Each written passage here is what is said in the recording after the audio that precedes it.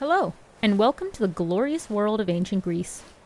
Today, we'll explore the Minoan Palace of Knossos on the island of Crete, and explore its advanced technology and mythology. Kanosos Palace was the biggest palace on the Greek island of Crete. The palace was first built around 2000 BCE. That's almost 4,000 years ago. Knossos quickly became the biggest city in the Minoan world around 1700 BCE, during what we call the Bronze Age. The site of Knossos is one of the most famous in Greek mythology. The palace itself was the home of King Minos, the father of the Minotaur. The Minotaur was a mythical creature with the head and tail of a bull and the body of a man. The most famous story is of the hero Theseus finding his way through the Labyrinth, or Big Maze, to fight and kill the Minotaur. Here I'm controlling Cassandra, who is a warrior that travels and explores ancient Greece with her eagle, Ikaros. The Palace of Knossos had two main buildings, the Old Palace and the New Palace. Those were connected by a central courtyard, or a big open space with plants, animals, and room to just hang out, with several smaller courtyards scattered around. The courtyards would have been used for public ceremonies and entertainment. The buildings around the central courtyard were mainly storage rooms, living spaces, and administrative centers, where the Minoan people would have worked, like one big open office building, kind of like Pixar Studios in California. The Old Palace was already ancient by 1700 BCE, so it would have been empty at this time. So instead, we are now heading into the New Palace. The ground floor of the New Palace mainly had several huge storage areas where they kept large storage jars of oil, grain, wine, dried fish, beans, and olives for things like trading, religious rituals, and sporting events.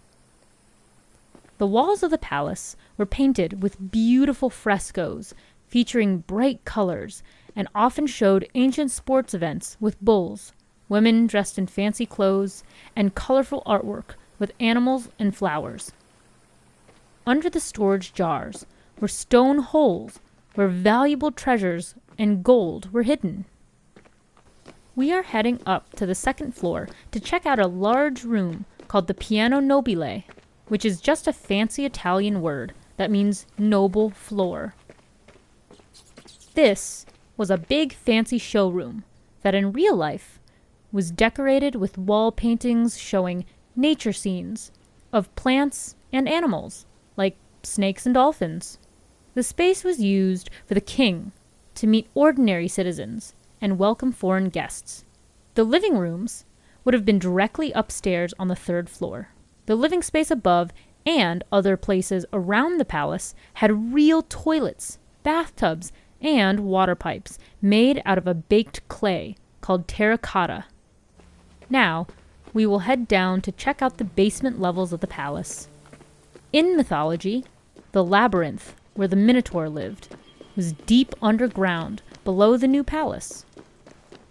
The palace was also home to lots of bull statues and bull horn-shaped religious altars that were used for religious sacrifices.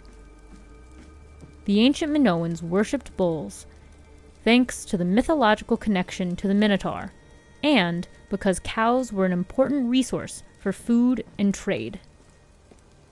The basement levels were extra storage rooms and kept official palace records written on clay tablets. These tablets recorded business deals and other trades. They are very special because they are the oldest form of recorded writing in the Greek world. In Greek mythology, the labyrinth was constructed by Daedalus, an inventor who also made wings out of wax for his son, Icarus, in order for him to fly. In the now infamous tale, Daedalus asked his son Icarus to stay far away from the sun in the sky while flying because his wax wings would melt. But Icarus didn't listen. He flew too high, the wings melted, and he fell into the sea and died. Devastated by his son's death, Daedalus accepted a job from King Minos and moved to Crete. Since Icarus loved to fly like a bird, the creators of the game named our bird Icarus after him. A cool fact once you know the myth. Now we're heading down to the front door of the labyrinth. Here, we'll learn about the myth of the Minotaur and the Athenian hero Theseus. King Minos was ashamed to have a monster like the Minotaur for a son and wanted to hide him away, so he asked Daedalus to build the labyrinth to keep the Minotaur inside. The Minotaur was a very big, hungry monster and needed a lot of food to live.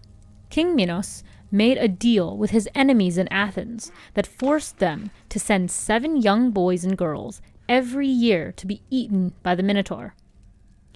The Athenian prince Theseus sailed to Crete to kill the Minotaur and save the kids.